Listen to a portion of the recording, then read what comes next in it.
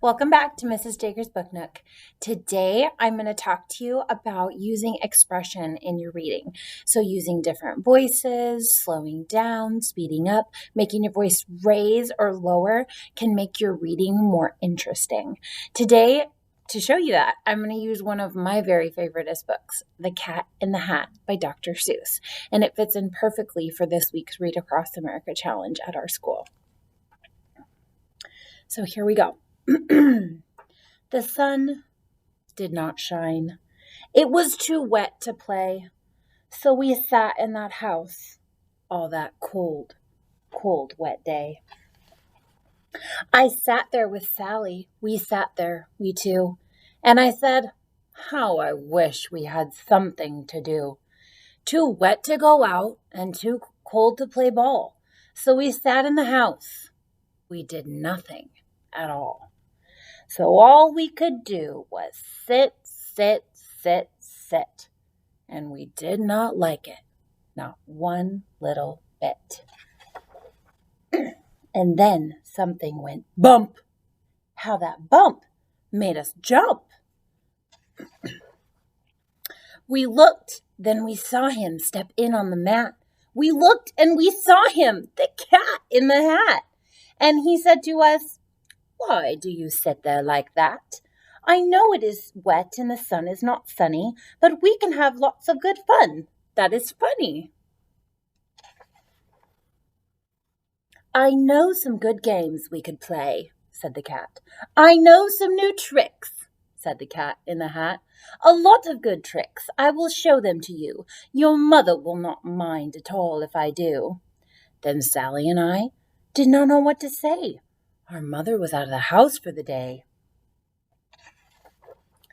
But our fish said, no, make that cat go away. Tell the cat in the hat you do not want to play. He should not be here. He should not be about. He should not be here when your mother is out.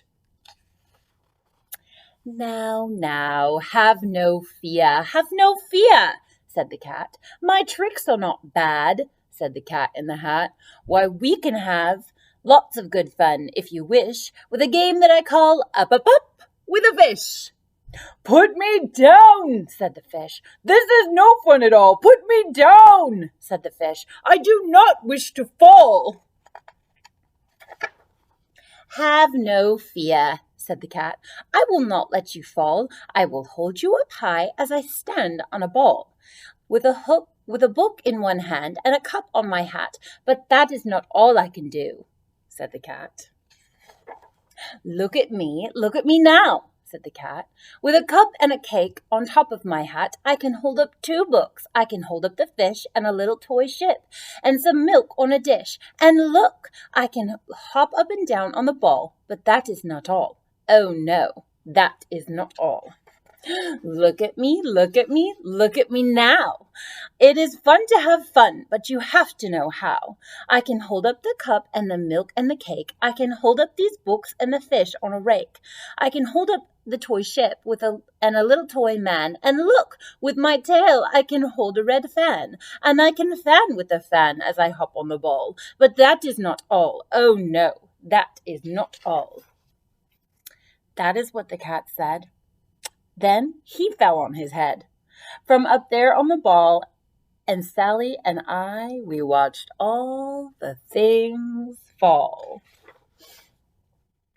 And our fish came down too. He fell into a pot. He said, do I like this? Oh no, I do not. This is not a good game, said our fish as he lit. No, I do not like it. Not one little bit.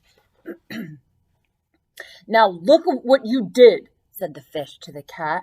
Now look at this house. Look at this. Look at that. You sank our toy ship, sank it deep in the cake. You shook up our house and you bent our new rake. You should not be here when our mother is out. You get out of this house, said the fish in the pot. Oh, but I like to be here. Oh, I like it a lot, said the cat in the hat to the fish in the pot. I will not go away. I do not wish to go. And so, said the cat in the hat, so, I will show you another good game that I know. And then he ran out, and then, fast as a fox, the Cat in the Hat came back in with a box. A big red wood box. It was shut with a hook. "Now look at this trick," said the cat. "Take a look." Then he got up on top with the tip of his hat. "I call this game Fun in a Box," said the cat. "In this box there are two things. I will show to you now. You will like these two things," said the cat, with a bow. "I will pick up the hook. You will see something new. Two things. I call them thing one and thing two. These things will not bite you. They want to have fun." Then out of the box came thing two and thing one. And they ran to us and they said, "How do you do? Would you like to shake hands with thing one and thing two?" And Sally and I did not know what to do, so we had to shake hands with thing one and thing two. We shook their hands, but our fish said, "No, no, those things should not be in this house. Make them go. They should not be here when your mother is out. Put them out, put them out," said the fish in the pot. "Have no fear, little fish," said the Cat in the Hat. "These things are good things." And he gave them a pat. "They are tame, oh so tame. They have come here to play. They will give you some fun on this wet, wet, wet day." "Now here is a game that they like," said the cat. "They like to fly kites," said the Cat in the Hat. "No, not in the house," said the fish in the pot. "They should not fly kites in the house. They should not. Oh, the things they will bump. Oh, the things they will hit. Oh, I do not like it. Not one little bit." Then Sally and I saw them run down the hall. We saw those two things bump their kites on the wall. Bump, bump, thump, bump, down the wall in the hall. Thing two and thing one, they ran up, they ran down. On the string of one kite, we saw Mother's new gown. Her gown with the dots that are pink, white, and red. Then we saw one kite bump the head of her bed. Then those things ran about with big bumps, jumps, and kicks, with hops and big thumps and all kinds of bad tricks. And I said, "I do not like the way that they play. If Mother could see this, oh, what would she say?" Then our fish said, "Look, look!" And our fish shook with fear. "Your mother is on her way home. Do you hear? Oh, what will she do to us? What will she say? Oh, she will not like to find us this way." "So do something, fast," said the fish. "Do you hear? I saw her. Your mother is near. So as fast as you can, think of something to do. You will have to get rid of thing one and thing two." So as fast as I could, I went after my net and I said, "With my net I can get them, I bet with my net I can get those things yet." Then I let down my net. It came down with a plop. And I had them at last. Those two things had to stop. And then I said to the cat, "Now you do as I say. You pack up those things and you take them away." "Oh dear," said the cat. "You did not like our game. Oh dear, what a shame, what a shame, what a shame." Then he shut up the things in the box with the hook, and the cat went away with a sad kind of look. "That is good," said the fish. "He has gone away, yes. But your mother will come, and she will find this big mess. And this mess is so big, and so deep, and so tall, we cannot pick it up. There's no way at all." And then, who was back in the house? Why, the cat.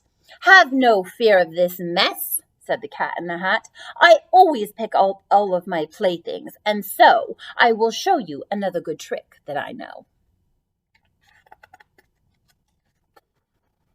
Then we saw him pick up all the things that were down. He picked up the cake and the rake and the gown and the milk and the strings and the books and the dish and the fan and the cup and the ship and the fish. And he put them all away, and then he said, "That is that." And then he was gone with a tip of his hat. Then our mother came in and she said to us too, "Did you have fun? Tell me, what did you do?" And Sally and I did not know what to say. Should we tell her the things that went on here today? Should we tell her about it? Now, what should we do? Well, what would you do if your mother asked you?